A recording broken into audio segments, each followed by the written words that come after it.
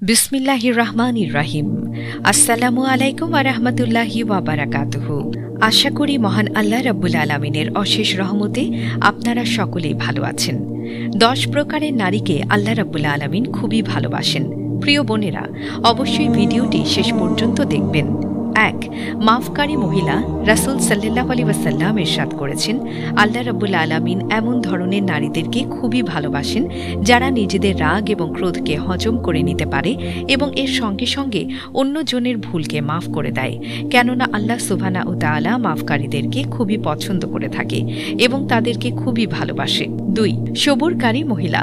নবী করিম সাল্লাল্লাহু আলাইহি ওয়াসাল্লাম ইরশাদ করেছেন, রাব্বুল আলামিন ধৈর্য ধারণকারীদেরকে খুবই পছন্দ করে থাকেন, যারা দুঃখ কষ্ট এবং সমস্যায় পতিত হয়েও স্বামীর উপরে বা নিজের পিতা বা অভিভাবকের উপর ভর্ৎসনা না করে আল্লাহ রাব্বুল আলামিনের ওয়াস্তে সবুর করে এবং এই সবুরের উপরে খুশি থাকে।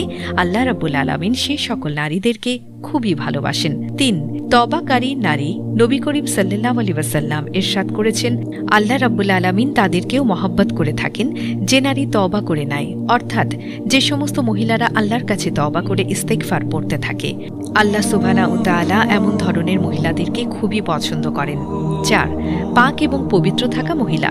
নবী করিম সাল্লাল্লাহু আলাইহি ওয়াসাল্লাম ইরশাদ করেছেন, যে সমস্ত মহিলারা এই পৃথিবীতে পাক এবং পবিত্র হয়ে থাকার চেষ্টা করেন, আর বিশেষ করে যে সমস্ত মহিলারা হায়েজ এবং নেফাজ অবস্থায় পবিত্র থাকার চেষ্টা করে, এই ধরনের নারীদেরকে আল্লাহ রাব্বুল আলামিন খুবই মহব্বত করেন। আল্লাহ পবিত্র, তাই পবিত্রতা অবলম্বনকারী নারীদেরকে আল্লাহ রাব্বুল আলামিন ভালোবাসেন। 5. গীবত করা, চুগলখড়ি করা। মানুষের পেছনে কথা বলা। নবী করিম সাল্লাল্লাহু আলাইহি ওয়াসাল্লাম ইরশাদ করেছেন, আল্লাহ রাব্বুল আলামিন এমন সব নারীদেরকে খুবই ভালোবাসেন যারা মিথ্যা বলে না, চুগলখড়ি করে না, গীবত করে না, ফিতনা ফাসাদ ছড়ায় না, পরনিন্দা করে না। এ সকল মজলিসে যারা পরনিন্দা বা গীবত করে, তাদেরকে বাধা দেয় বা হিদায়াতের কথা বলে অথবা সেসব স্থান থেকে উঠে চলে আসে, ওই সকল নারীদেরকে আল্লাহ রাব্বুল আলামিন খুবই ভালোবাসেন। 6. নিজের স্বামীর সঙ্গে সব সময় খুশি থাকা।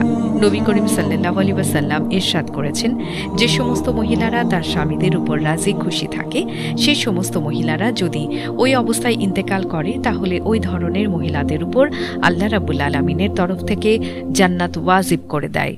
তারই সাথে সাথে যে সমস্ত মহিলারা নিজের স্বামীর সাথে সব সময় খুশি থাকে, নিজের স্বামীকে খুব ভালো করে খিদমত করতে থাকে, আল্লাহ রাব্বুল আলামিন এই ধরনের নারীদেরকেও অত্যন্ত ভালোবাসেন। তারপর ইবাদতকারী মহিলা।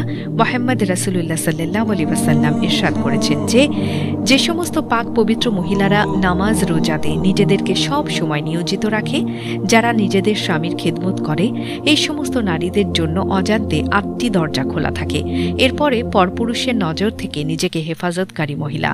নবী করিম সাল্লাল্লাহু আলাইহি ওয়াসাল্লাম ইরশাদ করেছেন, যে সমস্ত মহিলারা পরপুরুষের নজর থেকে নিজেকে হেফাজতে করে রাখবে, এই ধরনের মহিলারা জাহান্নামের আগুন থেকে বেঁচে থাকবে, অর্থাৎ আল্লাহ রাব্বুল আলামিন তাদেরকে জাহান্নামের আগুন থেকে বাঁচিয়ে রাখবে।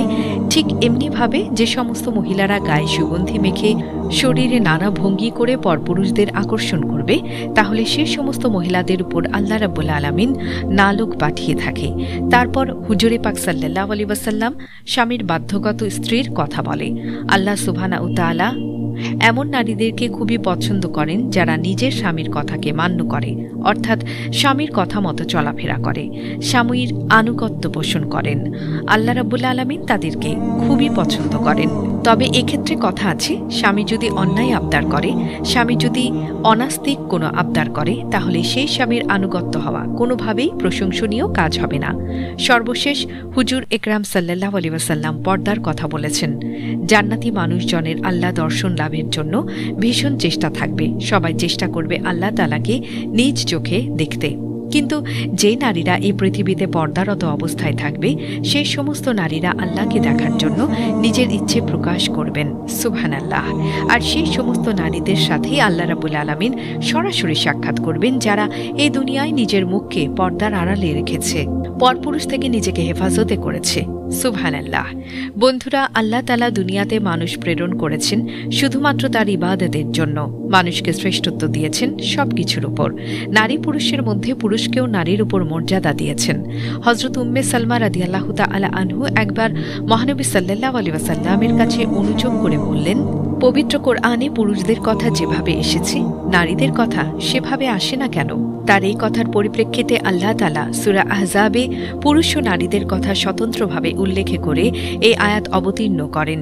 নিশ্চয়ই আত্মসমর্পণকারী পুরুষ ও আত্মসমর্পণকারী নারী, ঈমান আনয়নকারী পুরুষ ও ঈমান আনয়নকারী নারী, অনুগত পুরুষ ও অনুগত নারী, সত্যবাদী পুরুষ ও সত্যবাদী নারী, ধৈর্যশীল পুরুষ ও ধৈর্যশীল নারী, খুশু অবলম্বনকারী পুরুষ ও খুশু অবলম্বনকারী নারী, দানশীল পুরুষ ও দানশীল নারী, রোজা পালনকারী পুরুষ ও রোজা পালনকারী নারী, লজ্জাস্থান হেফাজতকারী পুরুষ ও লজ্জাস্থান হেফাজতকারী নারী এবং বেশি বেশি আল্লাহকে স্মরণকারী পুরুষ ও নারী। এদের জন্য আল্লাহ প্রস্তুত রেখেছেন ক্ষমা ও মহাপুরস্কার।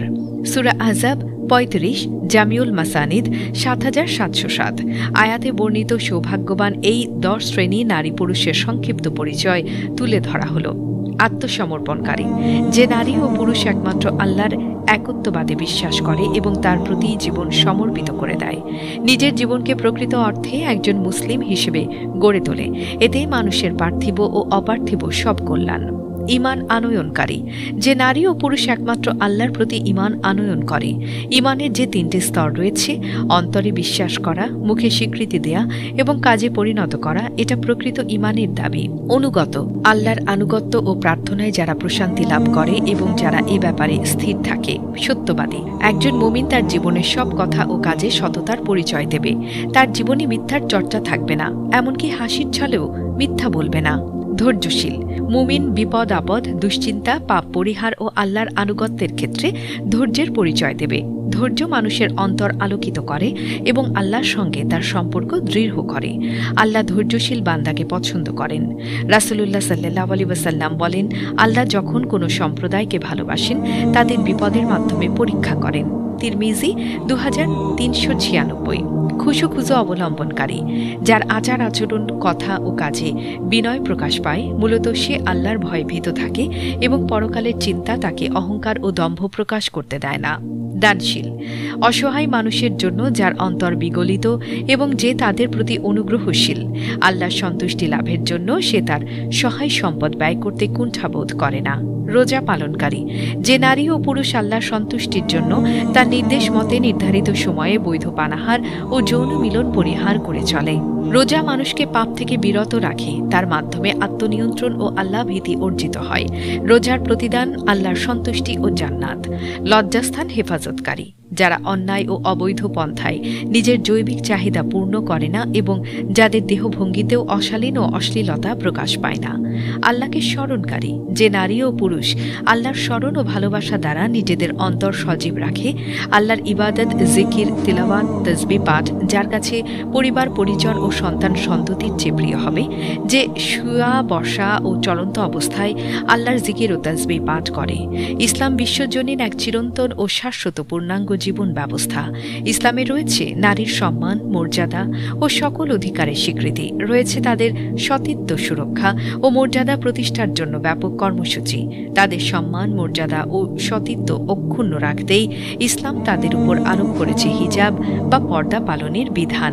মূলত হিজাব বা পর্দা নারীর সৌন্দর্য ও মর্যাদার প্রতীক, নারীর সতীত্ব ও ইজ্জত আবরুর রক্ষা কবচ। নারী পুরুষ উভয়ের চারিত্রিক পবিত্রতা রক্ষার অতি সহজ ও কার্যকর উপায়। এ বিধান অনুসরণের মাধ্যমে হৃদয়, মনের পবিত্রতা অর্জন করা সম্ভব। এ প্রসঙ্গে আল্লাহ তাআলা বলেন, এই বিধান তোমাদের ও তাদের অন্তরের জন্য অধিকতর পবিত্রতার কারণ। সূরা আহজাব 53। ইসলাম পর্দা পালনের যে বিধান আরোপ করেছে তা মূলত অশ্লীলতা ও ব্যভিচার নিরসনের লক্ষ্যে এবং সামাজিক অনিষ্টতা ও ফিতনা ফাসাদ থেকে বাঁচার নিমিত্তেই করেছে। নারীদের প্রতি কোনো প্রকার অবিচার কিংবা বৈষম্য সৃষ্টির জন্য করেনি, বরং তাদের পবিত্রতা ও সতীত্ব রক্ষার্থেই তাদের উপর এ বিধানের পূর্ণ অনুসরণ অপরিহার্য করা হয়েছে। এ প্রসঙ্গে আল্লাহ তাআলা বলেন, আল্লাহ তো কেবল চান তোমাদের থেকে অপবিত্রতাকে দূরীভূত করতে এবং তোমাদেরকে সম্পূর্ণরূপে পবিত্র করতে। সূরা আহজাব 33। এজন্য পর্দা বিধান ইসলামী শরীয়তের পক্ষ থেকে সাধারণভাবে সমাজ ব্যবস্থার এবং বিশেষভাবে উম্মতের নারীদের জন্য অনেক বড় ইহসান। এই বিধানটি মূলত ইসলামী শরীয়তের যথার্থতা, পূর্ণাঙ্গ নিরপেক্ষতা ও সর্বকালের জন্য অমোঘ বিধান হবার এক প্রচ্ছন্ন দলিল। মানব সমাজকে পবিত্র ও পঙ্কিলতামুক্ত রাখতে পর্দা বিধানের কোনো বিকল্প নেই। বিশেষ করে বর্তমান সমাজের যুবক ও তরুণ প্রজন্মকে রক্ষা ও নারী জাতির নিরাপত্তার জন্য পর্দা বিধানের পূর্ণ অনুসরণ এখন সময়ের দাবি। তো বন্ধুরা, এই ছিল আমাদের আজকের ভিডিওটি ভালো লাগলে অবশ্যই লাইক, কমেন্ট ও সাবস্ক্রাইব করবেন এবং ভিডিওটির বিষয়ে আপনার যদি কোনো মতামত থাকে তাহলে কমেন্ট করে জানাবেন। দেখা হচ্ছে পরবর্তী ভিডিওতে। আল্লাহ হাফেজ।